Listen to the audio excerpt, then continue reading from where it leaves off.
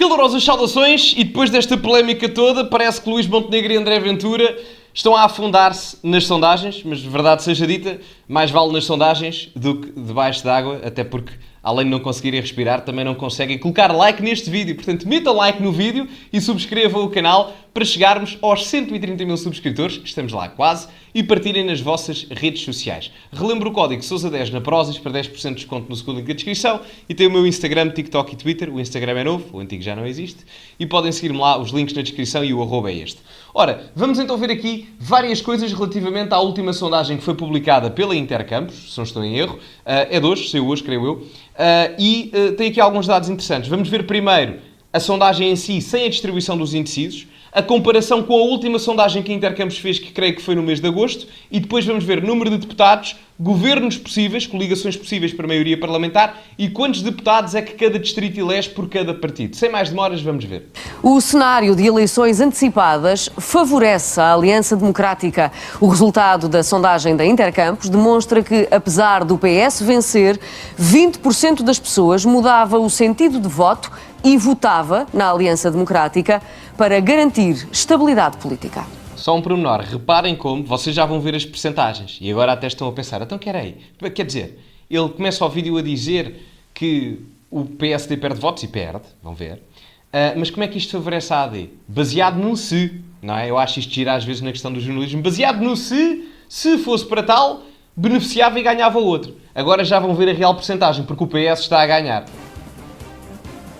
O governo é quem mais vai beneficiar em caso de eleições antecipadas. O cenário foi traçado através da sondagem da Intercampos para o Correio da Manhã e Negócios. Se excluirmos os cenários de uma crise política, a Aliança Democrática e o Partido Socialista continuam com um empate técnico. Os socialistas apresentam uma vantagem de 1,2 pontos percentuais. 25,5% dos inquiridos iriam votar no partido de Pedro Nuno Santos, enquanto 24,3% em Luís Montenegro.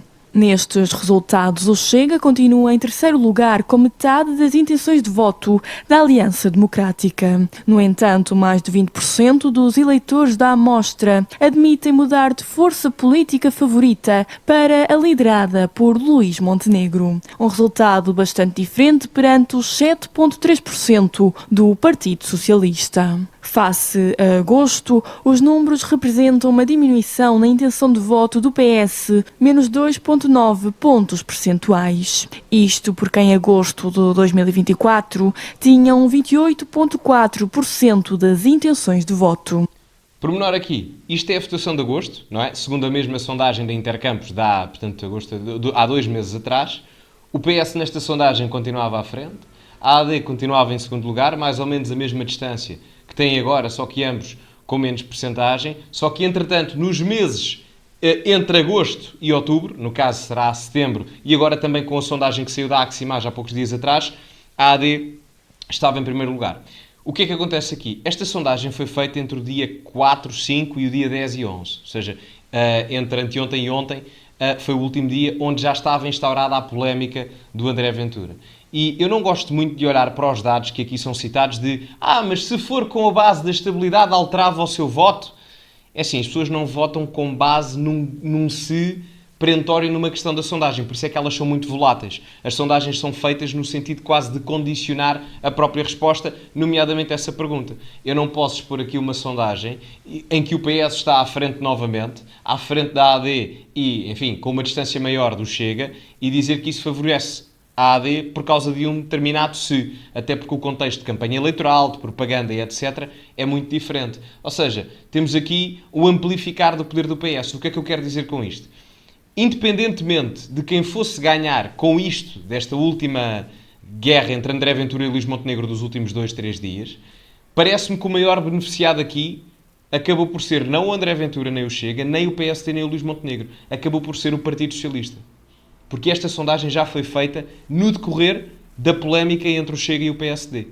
Portanto, muita gente se perguntou quem é que tem razão e etc, se é o Ventura, se é o Luís Montenegro, mas a verdade é que, independentemente disso, quem acabou por sair mais favorecido foi o Partido Socialista.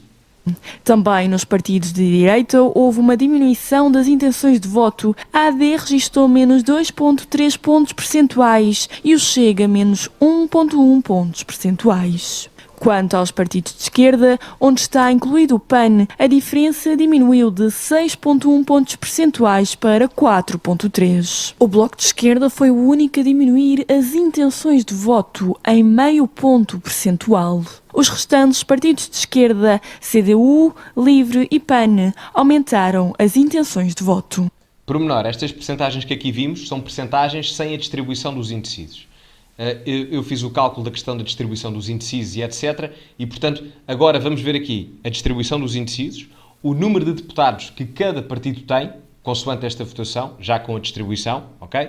As coligações possíveis para a maioria absoluta e o número de deputados. Vamos começar então pela distribuição dos indecisos em termos percentuais. Como podem ver aqui, alteração de posicionamento. A AD passa para segundo lugar, teve 30%.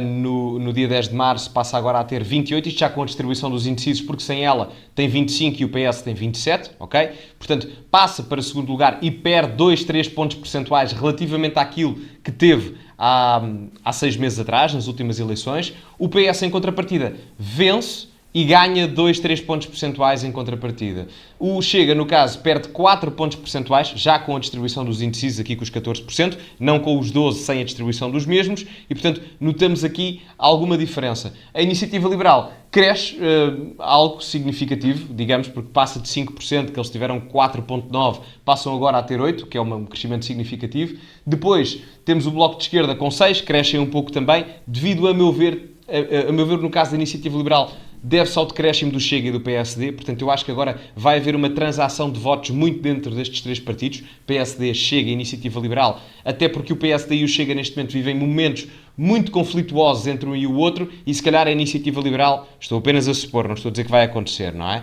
Pode capitalizar com isso, pode, eventualmente. O Bloco de Esquerda cresce um pouco, embora eu acho que pudesse crescer mais, a Mariana Mortágua eu achava que ela tinha mais potencial, mas não está a corresponder às expectativas. E aqui, nada a dizer, CDU com 4%, Livre com 4% e o PAN com 2%, percentagens normais, não divergem muito do que têm neste momento. Se olharmos para o número de deputados, dê-me só um momento, exatamente, temos aqui alterações significativas.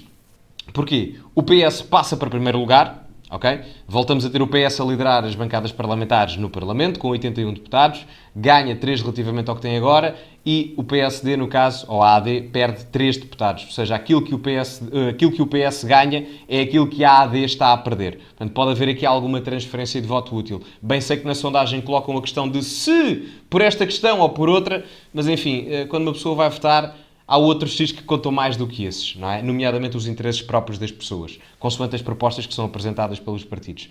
Depois, o partido que mais tem vindo aqui nas sondagens, não é? É o Chega, perde 17 deputados e eu creio que esta foi a sondagem, ou a segunda sondagem, onde o Chega mais cai.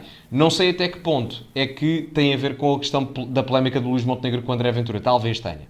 Não sei, não faço ideia, mas como são os dois partidos, se repararem, os únicos que perdem deputados, quer o PSD, quer o Chega, são os únicos que perdem deputados. O PSD perde 3 deputados e o Chega perde 17. A Iniciativa Liberal ganha 5, o PS ganha 4 ou 3, o Bloco de Esquerda ganha 4, a CDU ganha 3, o Livre ganha 1 e o PAN ganha 1. Ou seja, todos os partidos ganham nesta sondagem, menos o PSD e o Chega, que curiosamente são os partidos envolvidos na polémica desta semana. Ou seja, eu vi muita gente a perguntar quem é que tem razão, quem é que está a mentir, etc, etc. Na verdade, eu acho que acabaram por perder os dois, segundo a análise desta sondagem.